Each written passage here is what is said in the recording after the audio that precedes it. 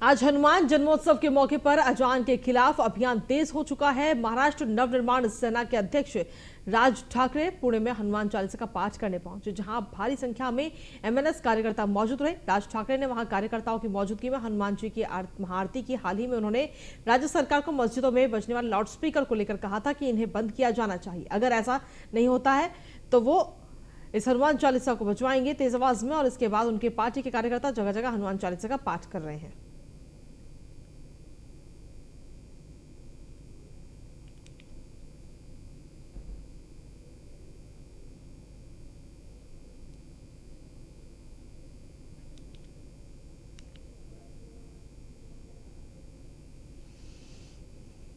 वहीं पुणे में मनसे प्रमुख राज ठाकरे ने प्रेस कॉन्फ्रेंस करते हुए एक बार फिर से लाउडस्पीकर के मुद्दे को उठाया। राज ठाकरे ने कहा कि ये सामाजिक मुद्दा है, इसे धार्मिक रूप नहीं देना चाहिए। इस देश में संविधान, न्याय व्यवस्था और सुप्रीम कोर्ट से ज्यादा अगर लोगों को धर्म महत्वपूर्ण लगता है तो ऐसे लोगों को जवाब देना जरूरी है।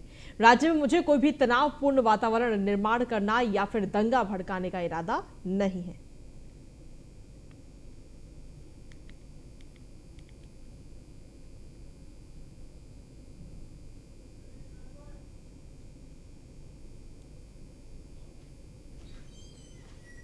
कांग्रेस एनसीपी के साथ गठबंधन सरकार चलाने की वजह से हिंदुत्व के मुद्दे पर शिवसेना हमेशा बीजेपी के निशाने पर रही है। अब आदित्य ठाकरे ने बीजेपी को हिंदुत्व के मुद्दे पर उसी के गढ़ में जाकर जवाब देने की तैयारी की है। आदित्य ने ऐलान किया कि वो जल्द ही अयोध्या जाएंगे। अयोध्या में राम मंदिर बड़ी मेहनत से बनाया जा रहा है। उन्होंने कहा कि अयोध्या दौरे को लेकर उनकी सांसद संजय राउत से चर्चा हुई है। अयोध्या दौरे को लेकर जल्द ही कार्यक्रम की घोषणा होगी।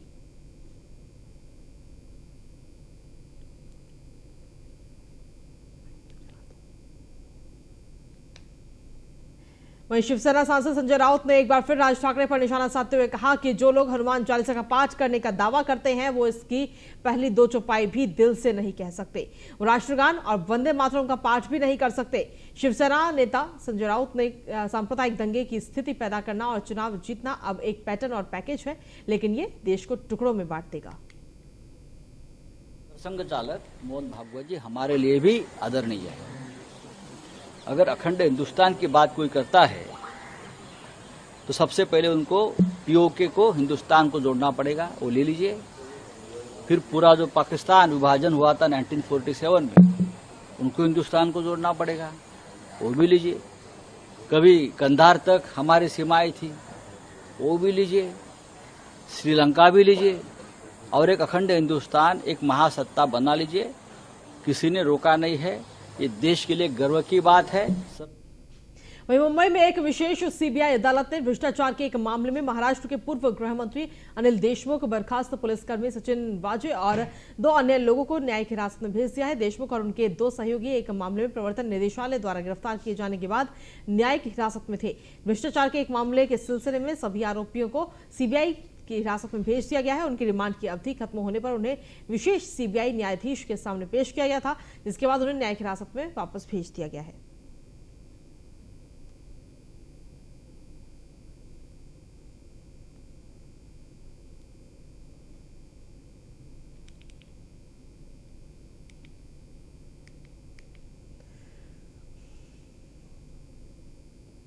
साढ़े 300 साल की परंपरा के साथ बुल्ढाना जिले के चिखली के रेणुका माता में आज यात्रा महोत्सव शुरू हो चुका है। माता की यात्रा उत्सव बड़ी धूमधाम से मनाई जाती है। कोरोना के चलते पिछले 2 साल से तीर्थ यात्रा बंद है, लेकिन इस साल कोरोना के मामलों में कमी आने से श्रद्धालुओं में उत्साह बना हुआ है। इस यात्रा का मुख्य आकर्षण 350 सालों की परंपरा के साथ पारंपरिक चलता आ रहा है।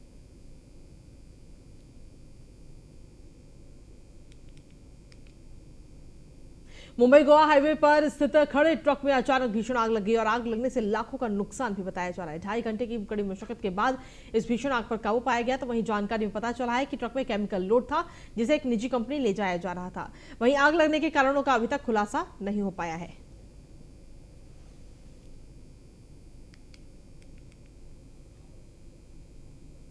पूरी दुनिया में तबाही मचाने वाला कोरोना भारत में एक बार फिर से वापसी करता दिखाई दे रहा है। महाराष्ट्र में कोरोना के मामले तेजी से बढ़ रहे हैं। महाराष्ट्र में कोरोना से मौतों के मामले में भी वृद्धि देखी जा रही है। अप्रैल महीने में महाराष्ट्र में अब तक कोरोना से 44 मौतें हो चुकी हैं, जिसमें 3 मौतें मुंबई में हुई हैं। तो वहीं पिछले महीने से तुलना करें तो मुंबई में हुई 4 मौतों के साथ महाराष्ट्र में मार्च में कुल 77 लोगों की मौत हुई थी।